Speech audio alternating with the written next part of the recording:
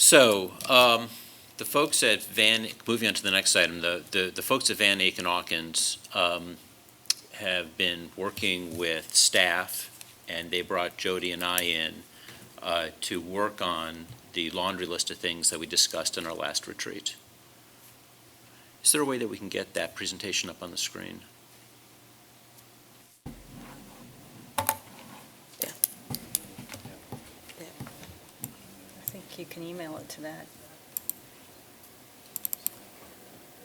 Yeah, it's here. Yeah. Should be in board docs. Yeah, it's in board It's docs. in They board pull it up. Yeah, It is. Yeah. it is in board Yeah. docs. Okay, so, and there's a presentation that's been shared with the board. It's up on board docs, so it's public. So what this is just a couple slides that are for our discussion. We had a retreat. We talked about things like, well, what are we going to do with Wiley? What are we going to do with preschool? What are we going to do with the elementary schools? That's it. Oh, that's perfect, great.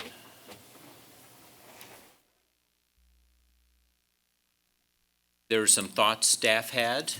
They went through this with Jody and I in our regular meetings, and no decisions have been made. So this is a point where we need to discuss how we as a board want to proceed with phase 2 of our facilities. So part of what you're looking at is a presentation that Van Aken Hawkins has done that will help guide them through an engagement to help us figure this out. So I'm just going to go through a couple of slides just to kind of lay out sort of the whys, sort of the purpose, some short list of things that we can discuss. If we like these, we can, or we can add to the list, strike things off the list. But essentially the why is phase 1 is starting to close. It will be done. We're pretty certain it's going to be done on budget. On time. All indications are it's going to be done on budget thus Yeah. far at the end of the school year. We know our OFSC funding is not turning into a reality. 5 years ago, when we started this project, they said funding would be available for our elementary schools project. Well, it's not. They've given us another 5-year estimate, so we're concerned about that. I mean, we were supposed to use, for example, the Wiley space as transition space as we worked on the elementary schools. Well, without the state matching money, now we can't just all of a sudden start working on the elementary schools, and now we have an empty Wiley we have to be concerned about. So that's a concern. We don't want any empty buildings. What are we going to do with it? And also, a number of years has passed since we analyzed our facilities. So really time to do a gut check to see where we're at. And I think based on our retreat and other conversations we've had with the board, this is pretty much, I think, what we believe in. So, there needs to be some kind of project, a board project, that lays out what are we going to do. So what we've done is we've tried to put up some draft goals, and want to make sure everybody understands that, so this is sort of a draft, for our discussion. We can add to it, we can change it. It's my opinion that student achievement and early learning needs to be top on our priority. No matter what we do, we need to be looking at this from a student achievement perspective and an early learning perspective. Ideally, we'd want some kind of plan that would not involve another bond issue. What can we afford with our existing resources?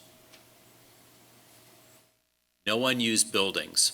I think that's a term Van Aken's Auckland has come up with, but I think it really means is that we want to make sure the buildings we have are well utilized, and if they're empty, we need to make sure that they're well used for whatever purpose that we come up with. And the buildings remain community assets.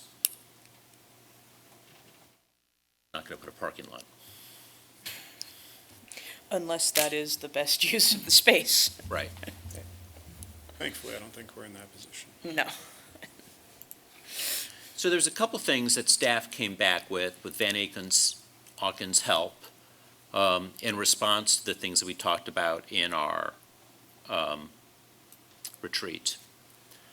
And, so this is sort of like, okay, well, this is, we gave staff a project. One of them was looking at preschool, one of them was to look at Wiley Bus Depot. So the other issue is, now, if we were going to embark on a process, what would that include? I mean, it's pretty daunting when we look at all our facilities. I feel like we need to have some kind of limit on what we're looking at, make it a manageable list, but make sure it's a meaningful and important list. And I don't know if all this captures all that. So this is sort of work that was done with Van Aken Dawkins and staff, with some input from Jody and myself. But now it's time for all of us to really sort of do a gut check, look at this, figure out what the next steps are. So obviously we want to maintain school presences in Cleveland Heights and in University Heights. We have a bus depot problem. It's essentially a rented space. It was supposed to be moved back here. Someone has to look at that. It was presented to us that we might want to look into an innovation academy that we've seen some other school districts implement. This is sort of like a magnet school. Apparently our staff is pretty jazzed up about that. I want to learn a lot more about it. The thought of consolidating a couple of our elementary schools. The existing plan talked about consolidating 2 of them. We've looked at centralizing preschool, possibly a pre-K building. Pre-K 8 building.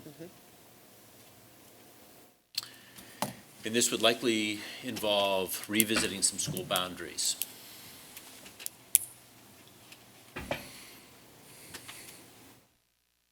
Now, I'd like to go on, but is this a good time to sort of take your temperature and get a sense of what your thoughts are on some of this?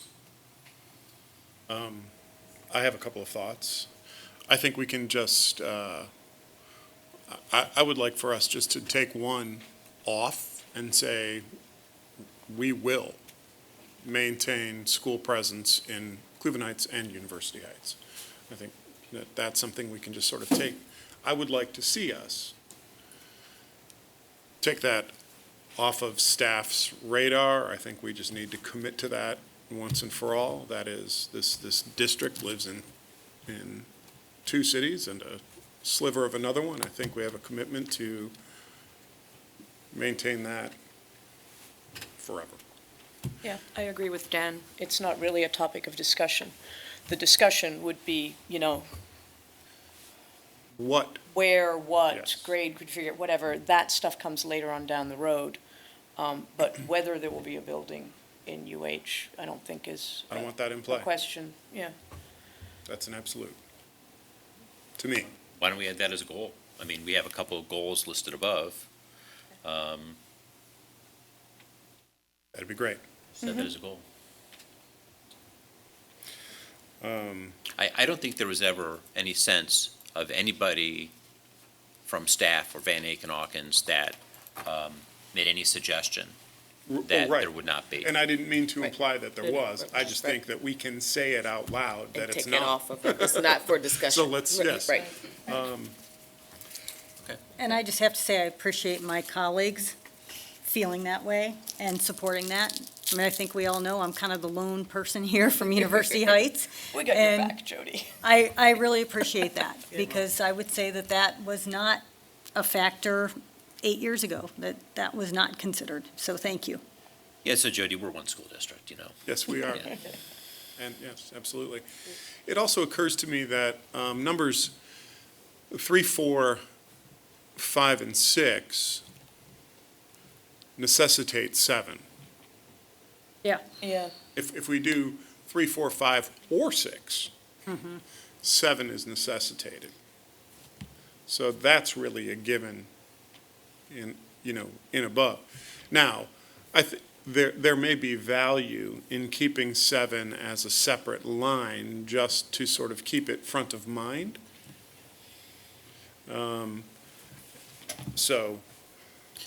But it's important for us to recognize that as we talk about our kids in elementary schools, I think almost every one of them, and it will involve some kids going to different elementary schools. And that is a wonderful opportunity, but it also brings some nerves. And so we need to do that well. And that requires a great deal of community input. And one of the things that I really wrote down is, holy cats, we've got a lot of community members to meet and talk to and learn from throughout this process, which I think we all think is an extremely exciting opportunity. But there's an awful lot of work to be done between here and there. And I know that I'm speaking for all of us when I say that, we are just absolutely committed to that process and excited about doing this with our community. So, one reason why you see number 7 on that list is because there's been processes in the past that were sort of done by experts. Then the experts came back. Yeah, the experts did pull some of the members of the community, but members of the community were surprised by some of the things that came out of that work. And the whole reason why we're having this discussion right now is to avoid that kind of surprise. Mm-hmm. So, yeah, there will likely, you're absolutely right, if we do any 3, 4, 5, or 6, there will likely be some boundaries being relooked at. Mm-hmm. It can't be done without that. This is halfway through a presentation that lays out some process, but that process does have to include more of us as board members and more of the community as these decisions get flushed out. So. I'd like to point out one thing that possibly could be added to this list is that we may be revisiting grade configurations in our buildings. Or would we possibly be? I think we could. I mean, if we're looking at 3, 4, 5, 6. Right. That could result in some grade configuration changes. I think that we've got, with the 2 middle schools coming online that are going to be so exciting. And if we are looking at a pre-K 8 option or whatever Heights Innovation Academy could be, then,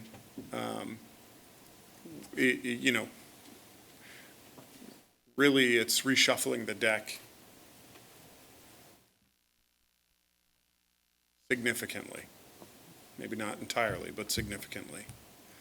And I think that this is really one of those times when we would need to learn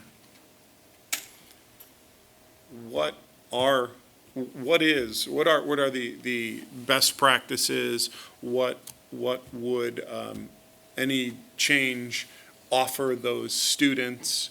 And Innovation Academy sounds like a great name.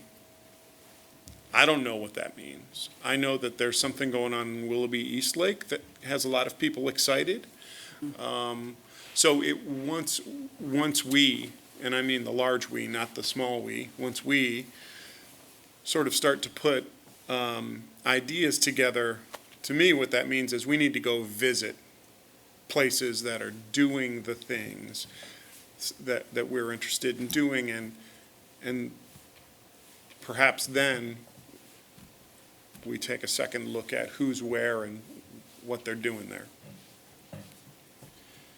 So maybe I'm not sure we need to separate number 7 into another item that also includes Jody's comment about grade level configurations, but it probably should get mentioned into this on this page. Yeah. It's a utilization and efficiency. Because, as Jody said, any one of these things could lead to changes in grade banding and changes in the map.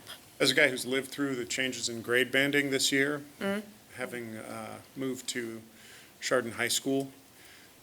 I will tell you, there have been a lot of growing pains, but real opportunities also, so.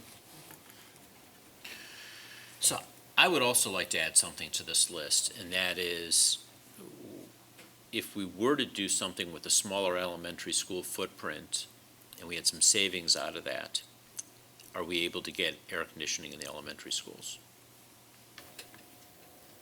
In the remaining elementary schools. Right. Yeah. Elementary schools. So not a full-fledged renovation that we're seeing. I need to be careful. The middle schools are not a full-fledged renovation. But you they're wouldn't know pretty that to walk darn through good it when you walk. today. When you walk in the windows, everything looks bare, but It's exciting. it's exciting. It's be cool to see. But I'd be interested in seeing that on the list. So, okay, I'm going to work through some more process things, and we can revisit this in a minute. So, Van Aken's Auckland, that has had these preliminary conversations with us in the district, they've done these kinds of engagements, most recently with Shaker, which is how they came to us. The principal who's involved in this is a Cleveland Heights resident, so it's somewhat local. So I'm not sure they are the moderator of a process, but certainly one of the leads in the process to help us analyze information, because a lot of this is, there's going to be some smaller committee that's going to have to dig through data and look at maps and try to figure some things out. So the initial feeling was there would essentially be 2 board members on a committee, select members of Dr. Dixon's cabinet, and some building administrators. And that would form an executive committee. They would meet on a regular basis, and they would update us on a regular basis, the balance of the board. That's sort of the general feeling. There was some timeframes, which is on the next calendar. The general feeling is we'd like to try to get something that can be digested by the community in a 6-month period of time. But because of the holiday season and vacations, we'd probably want to stretch that to a 7-month window of time. Make all meetings public. So the above committee would meet publicly, noticed. We can determine, I doubt it would be televised, but maybe we can find a way to record it or have some minutes. But I think it's really important that, I think once the committee gets formed, the committee can decide how they're going to deal with it. I think, though, that the committee needs to make a presentation to us as, 5 board members monthly. And I would assume they would be meeting probably on a monthly basis. With community meetings wicked into the meantime. So they basically proposed in October, starting this month, going through May, monthly public executive committee meetings with the 2 board members, updates regularly, and then community engagement. Filtered through that process. It's a pretty intense schedule. Well, Wiley is closing at the end of the We have a school year. deadline. And there's things that are going on at Wiley that are going to go away, like some of the trailers. But if we need to work with that or keep that or think about a bus depot, I think we really, I don't want to rush. I'm speaking for myself. I don't think we need to, I don't want to rush through this, but I want to make sure that we're moving at a pace so at least we have some better ideas of what's going on with Wiley. And I think we have to make sure that I've seen this school district in the past start walking down a process and not alter the course when things started swaying. I think this committee needs to be nimble enough to realize, we didn't think about something, we need to add something to this list. Or Yes. this doesn't make sense, we're going to take it off. Or, oh my God, this is going to affect so many parents, they're not ready for this decision, we need to wait on this. Or we need to get more input because a lot of people don't know what's going on and it's really going to affect their kids, we need to figure this out. So I'm dependent on this committee to, Project needs to work for the community, not the community Yep. for the project. And frankly, if community members come with another idea or an alteration to one of these ideas that's really smart, we ought to listen to it. Yes. Because I know that that has not been done in the past, and I would like to think that we can be open-minded enough that if somebody comes up with a really fantastic idea, that we're willing to say, hey, that's great, we didn't think of it, but now let's think of it. So, in terms of the timeline, recommendations to the board this coming May, what would you see those, so would you be envisioning a recommendation that would be, and I'm making this up, the Sunshine Academy opens at the old site of Wiley, and the Sunshine Academy is going to be a K-8 International Baccalaureate Innovation Hub? That you want that much detail? Are we looking for that much detail? Or is the recommendation going to be that we consider a pre-K-8 in, as another option in the Heights schools? Similarly, are we coming in May, is the expectation that it will be that we are going to condense and shutter 2 elementary school buildings? And these are the 2 elementary school buildings, and this is the date that those will be shuttered, or what are you looking for in that recommendations, the timeline? I think a little bit of all of that, Yeah. what you stated. But I think it's important that the community knows that we're not going to have a vacant building next door, and we have no idea what we're going to do. We know that the current plan states that 2 elementary schools are slated to close at some time. So just given all of that, what are our next steps? Let's revisit the plan, as we should. We know that, again, as we stated earlier, our needs have changed. And for example, we were not thinking 4 years ago, 5 years ago, about centralized pre-K, because we had that in the district at one point, right? So now, we're revisiting that and saying, you know what? Maybe we should revisit that. Maybe that is an option. But I think we are exploring those options now. It gives us also time to look at potential funding for some of these new configurations and ideas, and then come to the community after we've had some conversations and say, now we have a plan. This is what we think we want to do. May come to the board with the plan, and then we have a timeline for implementation as well. So, will we have something ready to roll for Wiley next year? No. But we will know that in May, we'll have an idea, because June and July, we're going to be moving. So we're going to be moving into our new space. And then August and September, we're probably going to be doing some groundwork, because the modular units will be moved. So we still have some work to do. But the long-term plan is we're not going to allow a building to lie dormant for 3, 4, 5 years with no plan and no conversation. And we're not starting a conversation after the building is empty. So I think it's a little bit of both, and prioritizing, what do we do first? Is it next door?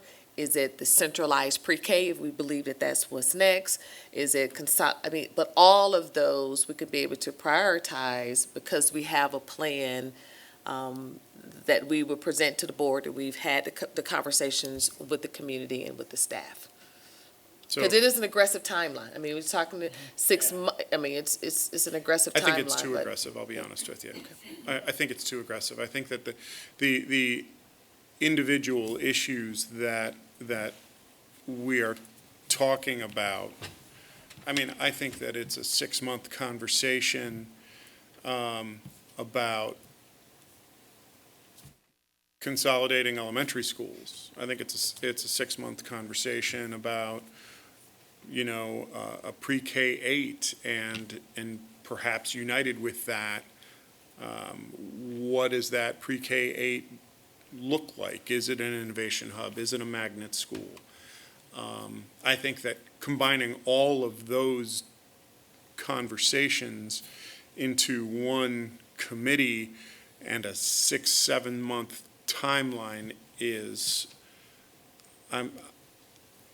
I'm worried about whether or not that can be pulled off with the quality that's necessary and the community involvement that's necessary. And I'm wondering if we don't want to break that into multiple committees or thin it down. I think it's a lot of work, as I said, that must be done well, and I'm a little ambivalent about whether or not it can all be done at once by the same group. So I think the committee needs to be fast and nimble. When we as a body meet once a month, I don't think that's very nimble and very fast. Agreed. Having representation on a committee that figures these things out, I think helps that. To what end, I don't know. It's sort of been my opinion that for the 18-19 school year, we sort of figure them out, but not to a point where they could be implemented. So for example, you talked about closing elementary schools. We don't even know what the financial impact is. If we were with the numbers, the student achievement impact, and we don't know the financial impact yet. Right. And that can be done without picking a particular building. Sure. Okay, so it's like, okay, so from a big picture perspective, if we pulled one building out, what does that do to, if we just sort of Operating expenses. did this on an busing. average, what does it do to employee counts? What does it do with the base of students that we have? I think it's that kind of work that actually happens with the recommendation of, okay, at the end of the school year, it's likely that we should close 2 buildings, or 1 building, or 3, or leave them untouched. I think that's where this engagement stops. Especially when it comes to closing a school, you need a good amount of time Yes. to get a community comfortable with a particular building. Yes. How that building gets chosen, so it doesn't get chosen where it gets the sense where you're pitting school against school. I mean, one of the things that bugged me about processes in the past is we took things away from the community, where they felt like things were taken away. We'll talk about Coventry for a minute, okay? Community really felt like that was ripped out from underneath them. It was. Okay? But what this school district gained from a financial perspective, almost immeasurable. Our levy amounts have been down because of it. We have recovered. Well, not all of us, but many people have recovered from that pain. We can't walk down that kind of path. I mean, at the time, Right. great intentions, people felt like they were doing the right thing. What's interesting about it, if you kind of go back to the looking at sort of the big picture, if we were able to do this today, I'm on slide, Scott, I'm on slide. Discussion topics. Yeah, discussion topics and focus. So this is, and then if you also look at the goals, but we can't do that. But, part of the goal is doing this without a bond issue, okay? If we were able to update, maybe air conditioning, I don't know, this is 2 unknowns, but we need to figure this out. If we were able to, create some kind of, magnet school, innovation academy, if we were able to consolidate preschool, if we were able to give something to our community in exchange for taking a building offline or 2 buildings offline, and savings, so we don't have to go back to the ballot boxes many Right. times. I mean, what does that mean? I mean, now we've got a package that the community can better understand. So it's like, okay, well, yeah, I'm losing my community school that, my kids went to, that I cried in. I'm going to cry a lot when they close it, but I get the big picture. I see the vision. I think what we'd want to do for this first 7 months is trying to get an idea of what that vision is. It's so murky. There's so many permutations about maps and how it could look at. And I think it's sort of, I would like to see us at the end of this school year have at least a recommendation that makes fiscally sense and something we can give to the community that answers the question, what are we doing with phase two? But not down to the detail of what building. Yeah, and I think I'd like to know, well, what does the community want of, the measurements that matter? We keep coming back. Right. You know, what do our neighbors want offered in elementary school? Right, right. What options do they want available? Do they want a STEM elementary school? Right. Are they, now that they're more experienced with International Baccalaureate, is that something that is very exciting to And that's them? part of the process too. So when we think about, is centralized preschool is what we want, Correct. because if you recall, a couple years ago, I was saying that we were going to put a preschool in every building and ran into a hurdle with trying to get a preschool in Fairfax and Boulevard because of the building. Yes. And we couldn't get those authorized. We had to put modular units if we wanted to. To your point, I think it is, exploring different options with the community, but doing it in a way that they are informing us, and we're having these open and public meetings. And I appreciate you saying maybe the timeline is too aggressive, and maybe we prioritize some of the things. I think the one piece, the sense of urgency for us and the board was we do not want an empty building. That's the priority, Right. and no one that's why, wants that. And are there plans? What do we do? And we really wanted to do that with the community and not us doing it to the community, as you stated. So, I appreciate the board wanting to say, you know what? It's time to revisit this plan. We know we're not going to get some of those fundings back as we thought.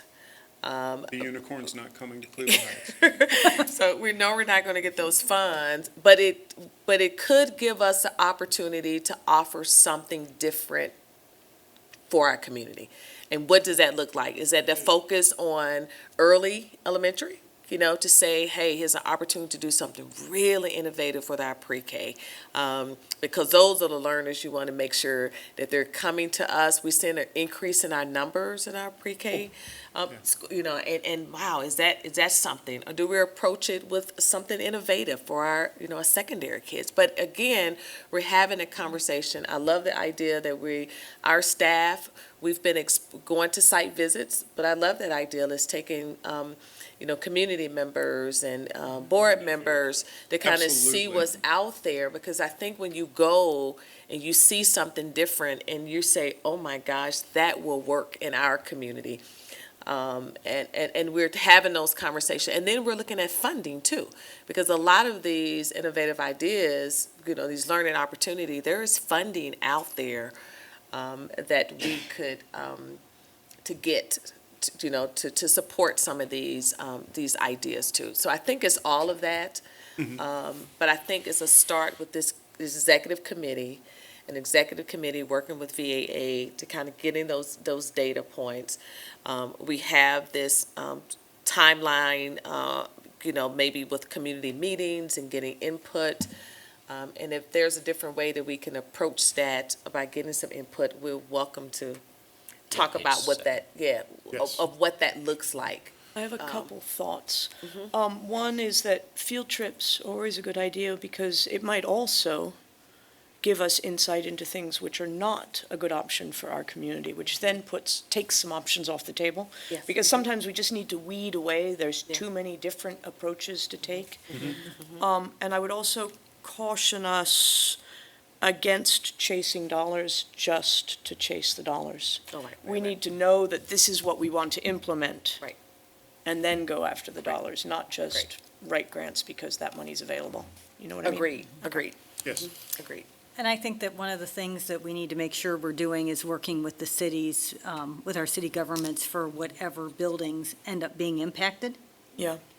I don't want, From the beginning. yes, from the beginning, and I think that one of the reasons that our neighbors and communities are so anxious anytime we talk about a school building is we haven't done a good job on that. You know, we've had buildings sitting empty in neighborhoods that have dragged down values. And I think if we can come up with a solution that gives the community something else, back to the, making it a community asset and somehow working with our fellow elected officials, I think that we can get over some of the pain that we have experienced as a community in the past when that process hasn't been as cohesive as it needed to be. Agreed. I also wonder if on the ideas that are exploring, I mean, I know that sometimes you can have citizens that go, they volunteer, they want to help, they want to go research some of this stuff, and maybe there's a way to have subcommittees that go explore or look at things and bring back input to the larger committee as well. I mean, I know that we've gone down that path sometimes too, and sometimes that is a way to make sure that you're engaging your community and hearing from them, but also they're part of the work. Subcommittees. Yeah, subcommittees. So I think maybe one of the things that needs to happen once this group meets for the first time is really do a gut check on the time frame and the process. Just sort of recommit to the fact that the process, at least if there's a process that could evolve, and this is the time frame. These are sort of what the expectations are. Yeah, agreed. Um, Okay. I'd also like to know, and I hope that whoever watches our meeting and the people in the audience will immediately give us some feedback of Yeah. what they've heard in this presentation that they've liked or what brings them concern. I'll tell you what I like so far is what Jim was saying about that, sometimes it's addition through subtraction. So if we're going to close Sunshine Elementary School and the kids are going to go to, Oak Elementary School, well, what is there more at Oak Elementary School that those kids are going to be brought to? That, I think, is where we need to focus our attention. How can we make it better, a better education, instead of just only a more efficient education? Yeah. The excitement. Yeah. And I think we need to look at the equity piece as well. I mean, one of the Yes. one of the issues that I know families are experiencing is because, our middle schools are at opposite ends of the district. If you're not in those two neighborhoods and your child can't walk, it's really difficult to be in after-school activities. If you don't have a way to get home, you don't have a parent with a flexible job or a way to get home, you can't get there.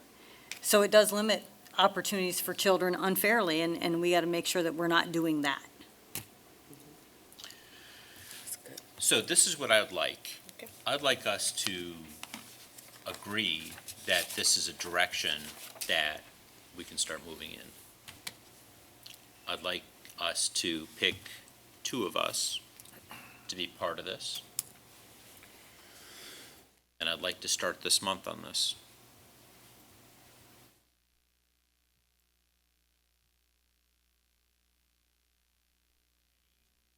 Thoughts on those? I certainly agree that we should start moving forward on this, without a doubt. I think we do have as to. well. I agree as well. As long as we're nimble enough to borrow your word, Jim, nimble enough to be more nimble with our time frame if that becomes necessary.